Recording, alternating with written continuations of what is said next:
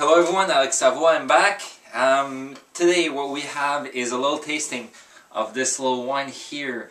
It's Barranc dels Closos Mas Igneus, and it's a white wine mainly from the Grenache grape. There's a couple here that I'm not too familiar with, Macabeu and Pedro Ximenez, and there's a little bit, 3% of Muscat. I don't know how to pronounce it in English, sorry. And so I had this wine yesterday with veal with a little bit of cheese and prosciutto, breaded and then pan-fried with a cream sauce, and it was a very good combination, so I wanted to let you guys in on this.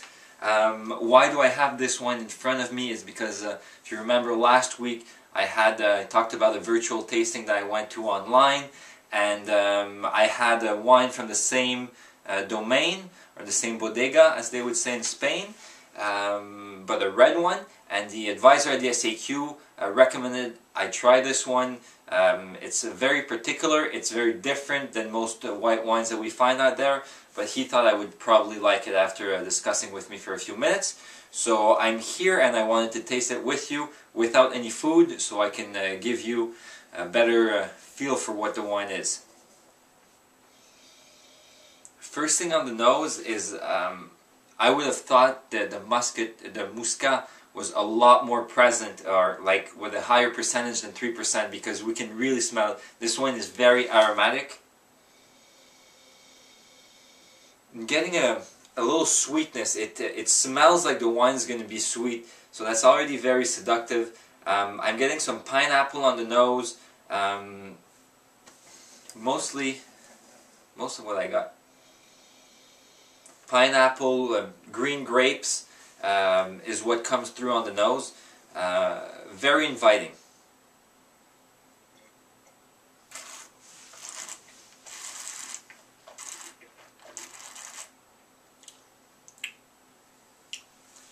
What's very nice about this wine is that it combines two completely different types of wine. It has sort of a similar mouthfeel than a Chardonnay would have. It's round, it coats your palate, it feels like it's a little bit thicker than regular white wine, you know? You can taste that there's been a little bit of wood, that this was, you know, put in barrels for a couple of months, and actually I checked, it was. You can feel that a slight bitterness at the end because of it, but nothing overpowering and nothing that is disturbing me.